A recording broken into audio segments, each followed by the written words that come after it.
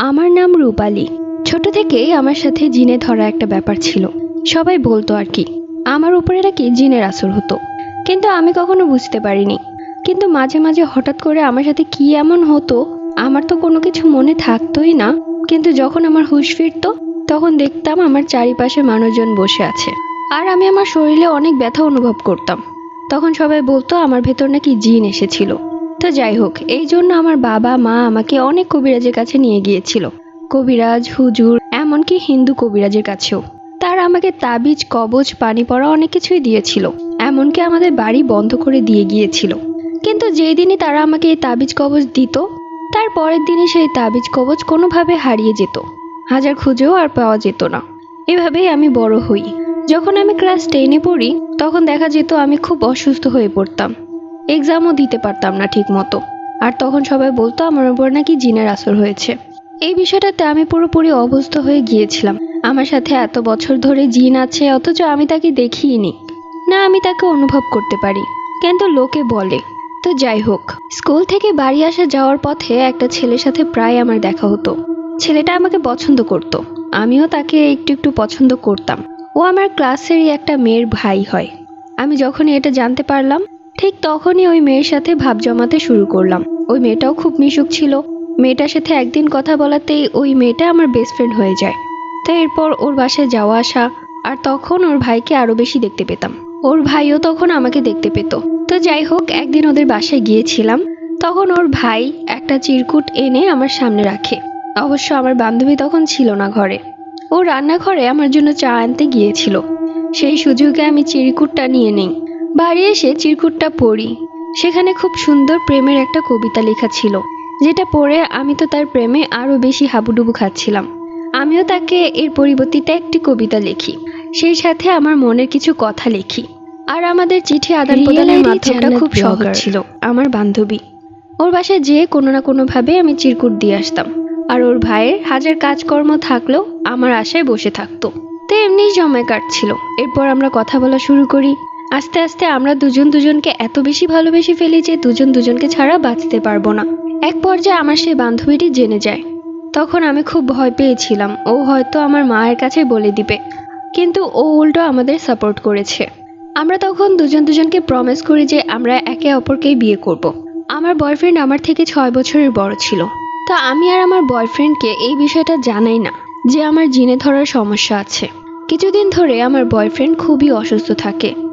রাত হলেই তার জ্বর আসে, এমনকি সে নাকি খুব উল্টাপাল্টা স্বপ্ন দেখে। তা একদিন 2 দিন হলে ব্যাপারটা অন্যরকম, কিন্তু প্রত্যেক দিন রাতেই একই স্বপ্ন। কালো পোশাক পরা লম্বা একটা লোক ওর স্বপ্নে এসে বারবার হুমকি দিচ্ছে ও যেন আমার সাথে সম্পর্ক ছিন্ন করে দেয়, নয়তো ওর বড় ধরনের ক্ষতি হবে। আমার বয়ফ্রেন্ড একবার দুবার দেখে, এরপর আমাকে এটা জানায়। আমার তখন মনে পড়ে যায় আমার তো জিনে ধরা একটা ব্যাপার আছে, হয়তো বা এই জিনই তাকে ভয় দেখাচ্ছে। সত্যি বলতে এই জিন ভূত আমি বিশ্বাস করি না আমার সাথে এত কিছু হওয়ার পরেও, কেননা আমি নিজের চোখে দেখিনি। এরপর আমি আমার বয়ফ্রেন্ডের সাথে আমার জিনে ধরা বা আমাকে জিনে আসর করে এই সব কিছু জানাই। সবকিছু জানার পর আমার বয়ফ্রেন্ড একটু ভয় পেয়ে যায়। আর সে বলতে থাকে, তোমার সাথে রিলেশনে আসার পর এখন যদি আমার সমস্যা করে ওই জিনটা আমাকে যদি মেরে ফেলে, তুমি তো জানো না জিনেরা অনেক শক্তিশালী হয়। আমি তখন হাসলাম আর বললাম, তুমি হয়তো পাগল হয়ে গেছো। কি 1 দিন 2 দিন উল্টাপাল্টা স্বপ্ন দেখে তুমি আমাকে এইসব বলছো? আচ্ছা, তুমি কি নিজের চোখে কখনো জিন দেখেছো? ও তখন বলল, না দেখিনি। আমি বললাম, আমিও তো দেখিনি, তাহলে আমি এসব বিশ্বাস করি না। তো যাই হোক, এরপর আমরা আবারও আমাদের রিলেশনশিপ কন্টিনিউ করতে থাকি। তো এর পরের দিনই আমার বয়ফ্রেন্ডের অনেক বড় একটা অ্যাক্সিডেন্ট হয়। যেমন ও কাজ থেকে বাড়ি ফেরার পথে দূর থেকে অনেক স্পিডে একটা বাইক এসে ওর পায়ের ওপর দিয়ে উঠিয়ে দেয়। ও তখন যা দেখেছিল, বাইকে বসেছিল কালো পোশাক পরা লম্বা একটা লোক, যাকে সে প্রায় স্বপ্ন দেখে। ওর পায়ের ওপর দিয়ে যখন বাইক উঠে যায় তখন ওর পায়ের দুটো হাড় ভেঙে যায়। এটা নিয়ে ও হাসপাতালে ভর্তি ছিল। তো যাই হোক, খবর শোনার পর আমি তাড়াতাড়ি হাসপাতালে ছুটে যাই। আমার বয়ফ্রেন্ড তখন আমাকে বলে ও আমার সাথে আর সম্পর্ক রাখতে চায় না, আমার জন্যই নাকি ওর এই অবস্থা। ও তখন বলে ও স্বপ্নে যে লোকটাকে দেখে সেই লোকটাই নাকি বাইকে করে এসে এই অ্যাক্সিডেন্টটা করিয়েছে। আমি তখন খুব কষ্ট পাই আর ওকে বলি, প্লিজ তুমি এসব বিশ্বাস করো না, এই যুগে এসে এইসব বিশ্বাস করো না, মানুষজন হাসাহাসি করবে। এটা হয়তো তোমার সাথে হবে এমনটাই লেখা ছিল, তাই বলে তুমি জিনের উপর চাপিয়ে দিতে পারো না।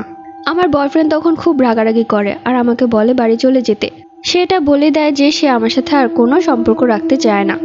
আমি খুব কান্না করি, কেননা আমার প্রথম ভালোবাসা। আমি তখন ওর সাথে অনেক কন্ট্যাক্ট করার চেষ্টা করি, কিন্তু ও আমার সাথে সব কন্ট্যাক্ট করা অফ করে দিয়েছিল। এমনকি আমার বান্ধবী নিজেই বলেছিল ওদের বাসায় যেন আমি জীবনেও না যাই। তো যাই হোক, আমি খুব ভেঙে পড়েছিলাম। তারপর আমি ঠিক করলাম, যেহেতু আমাকে কোনো দাম দিচ্ছে না, তাই আমিও আর সেখানে যাব না। আমার মধ্যে তখন এটা কাজ করলো যে ও আমাকে কখনো রিয়েল লাভ করেইনি, যদি করতো তাহলে আমাকে ছেড়ে যেত না। তো যাই হোক, আস্তে আস্তে আমি ওকে ভোলানোর চেষ্টা করি এবং এক পর্যায়ে ভুলে যাই। তখন আমি ইন্টার সেকেন্ড ইয়ারে পড়ি। বাসা থেকে আমার বিয়ের কথাবার্তা চলে। একটা পর্যায়ে আমার খুব ভালো একটা জায়গা থেকে বিয়ের সম্বন্ধ আসে। তারা দেখতে আসে আর পছন্দ করে আমাকে। তো সেই দিন তাদের বাড়ি ফেরার পথে ছোটখাটো একটা অ্যাক্সিডেন্ট হয়। মানে তারা রিক্সা থেকে পড়ে গিয়েছিল, ছেলে পায়ে ব্যথা পেয়েছে। তারপরও তারা আমাদেরকে না করেনি। তো ঠিক হলো, এরপর তাদের বাড়িতে যাব আমরা। এরপর তাদের বাসায় গিয়ে ছেলেকে দেখা হলো এবং আমাদেরও খুব পছন্দ হয় তাদেরকে। ছেলেটা আমার নাম্বার নিয়েছিল আমার সাথে কথা বলার জন্য। তো আমি তখন ছেলেটাকে বলে দিই যে আমার একটা পাস্ট আছে। তো সব শুনে ছেলেটা রাজি হয়ে যায়, বলে এতে তোমার কোনো দোষ নেই, দোষটা তারই। কিন্তু এর মধ্যে সে জেনে গেছে যে আমার একটা জিনে ধরা ব্যাপার আছে। সেও আমার মতো জিনভূত বিশ্বাস করে না। তো যাই হোক, তার সাথে আমার বিয়ের কথা ঠিক হয়ে গেল। এরপর তারা আমাকে আংটি পরানোর জন্য আমাদের বাড়িতে আসে। যেই দিন আমাকে আংটি পরাতে যাবে, ঠিক ওই মুহূর্তে তার একটা ফোন আসে। আর ফোনটা এসেছিল তার প্রতিবেশী থেকে। তখন তারা জানায় যে তাদের বাড়িতে আগুন লেগেছে। এই কথা শুনে আমরা সবাই তাদের বাড়িতে যাই এবং দেখা যায় যে গ্যাস লিক হয়ে আগুনটা লেগেছে। আমার ফ্যামিলি তখন ভয় পাচ্ছিল যে সবকিছু জিনই করাচ্ছে, কিন্তু আমি তখনও বিশ্বাস করতাম না। তো এর মধ্যে আমার এক্স বয়ফ্রেন্ড জানতে পারে যে আমার বিয়ে ঠিক হয়ে গেছে। তখন সে ওর বোনের দ্বারা আমার কাছে একটা চিঠি পাঠায় এবং সে চিঠিতে আমাকে বলে সে আমাকে অনেক ভালোবাসতো, কিন্তু সে প্রচণ্ড ভয় পেয়ে আমার সাথে সম্পর্ক ছিন্ন করেছে। সে চায় আমি যেন সবসময় সুখে থাকি। সত্যি বলতে চিঠিটা পেয়ে আমি খুব কান্না করেছিলাম। আমার আগের সব স্মৃতি মনে পড়ে যায়, কিন্তু যেহেতু আমার বিয়ে ঠিক হয়ে গেছে তাই আমি আগের কোনো বিষয়ে ফিরতে চাচ্ছি না। আর সেও তো ফিরবে না, শুধু বলেছে ভালো থাকতে। তাই আমি আমারটা মেনে নিয়েছি। তো যাই হোক, বিয়ের ডেট পড়লো। এরই মধ্যে আমাদের ফ্যামিলিতে টুকটাক অনেক সমস্যা হচ্ছে। মানে রাত হলে কোথা থেকে যেন এত শব্দ আসতো, মনে হচ্ছে অনেক বিড়াল একসাথে কান্না করছে। আবার রাতের বেলা মনে হতো ঘরের ভেতর ধাপড় ধুপুর করে হাঁটছে কেউ। শুধু শুধু ঘরের কাচের প্লেট পড়ে ভেঙে যেত, অথচ প্লেটটা এমনভাবে রাখা হয়েছিল সেখান থেকে পড়ে যাওয়া অসম্ভব। তো এরই মধ্যে আমার বাবা মা যত কবিরাজ আছে সবার কাছেই যেতে লাগলো। তারা পানি পড়া দিত, তাবিজ দিত, কিছুই হতো না, উল্টো সমস্যা আরো বাড়তো। তো আমার এক খালামণি আমার বাবাকে বলল, আমার চেনা জানা একটা কবিরাজ আছে, সে অনেক ভালো, সেই বিষয়ে অনেক ভালো কাজ করে। আমার বাবা মা আর সময় নষ্ট না করে তার কাছে যায়। তখন সে কবিরাজ বলে আমাকেও নিয়ে যেতে হবে। তো আমাকে নিয়ে যখন তারা যাচ্ছিল, তখন কোথা থেকে যেন পেছনে একটা ট্রাক চলে আসে আর আমাদের রিক্সাতে এমনভাবে অ্যাটাক করে, আমি আর বাবা মা একদম উল্টে পড়ে যাই।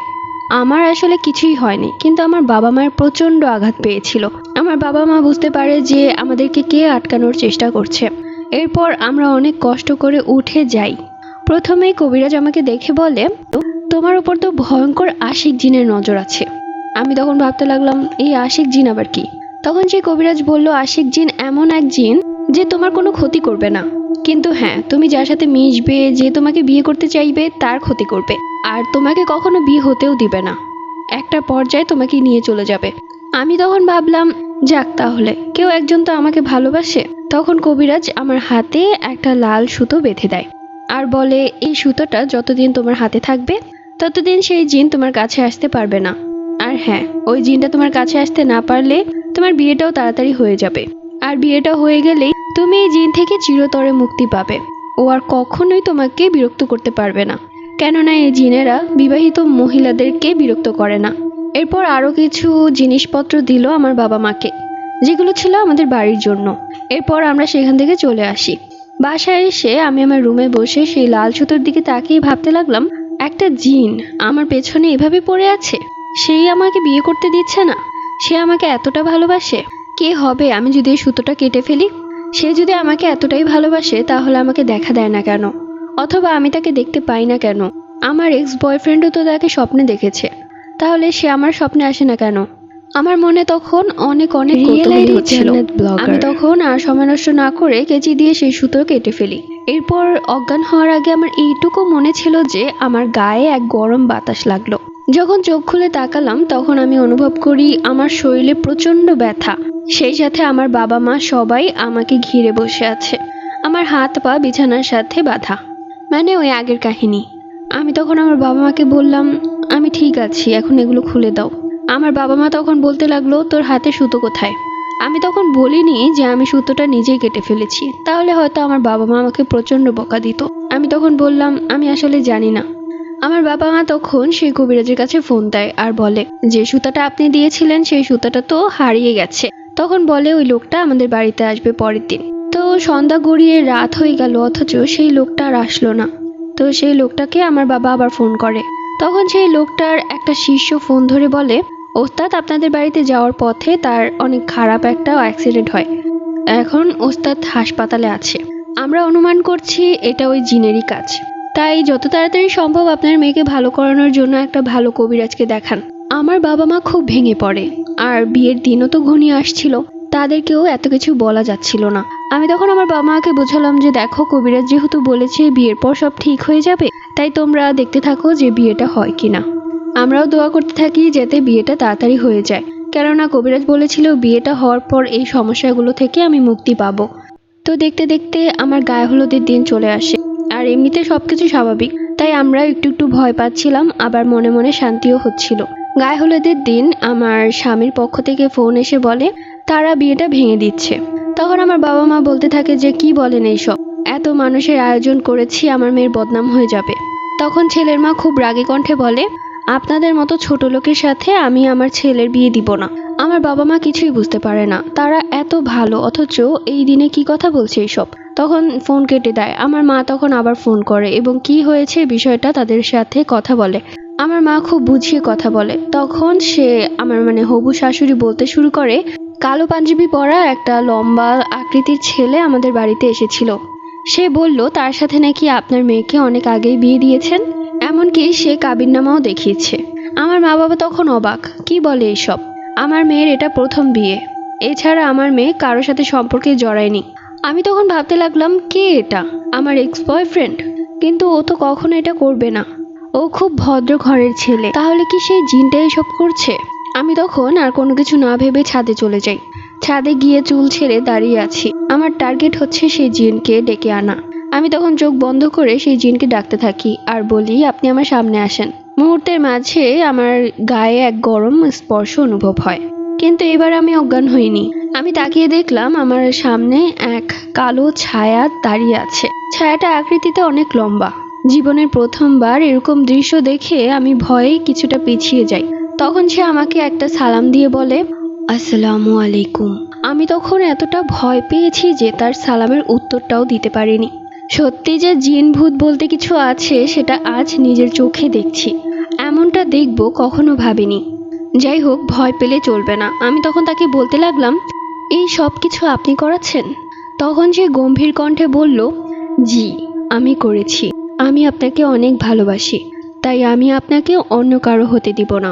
তার মুখে এই সমস্ত কথা শুনে আমি বললাম, আপনি তো একজন জিন তাই না?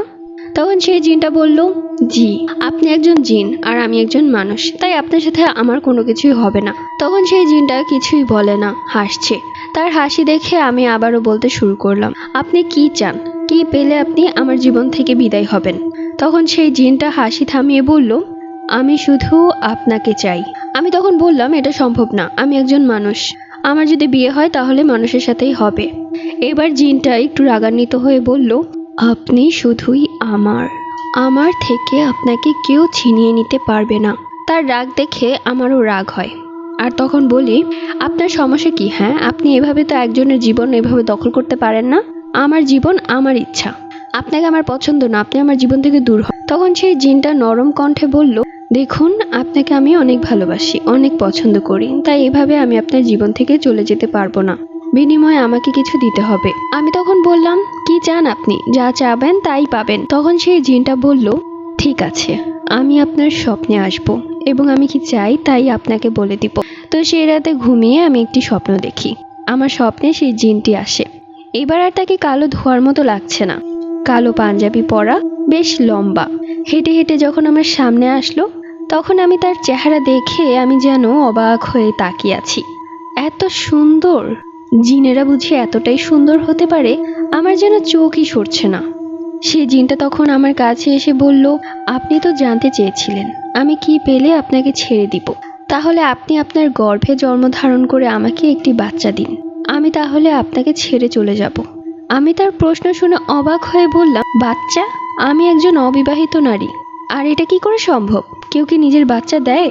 সেই জিনটা তখন বলল, আপনার অনুমতিতে আমি আপনার পেটে আমার বাচ্চা ধারণ করব। আমি তখন চিৎকার দিয়ে ঘুম থেকে জেগে যাই। আমার মা তখন বলে, কি হয়েছে? এরপর মাকে আমি সবকিছু খুলে বলি, সবকিছু, সেই জিনের কথা।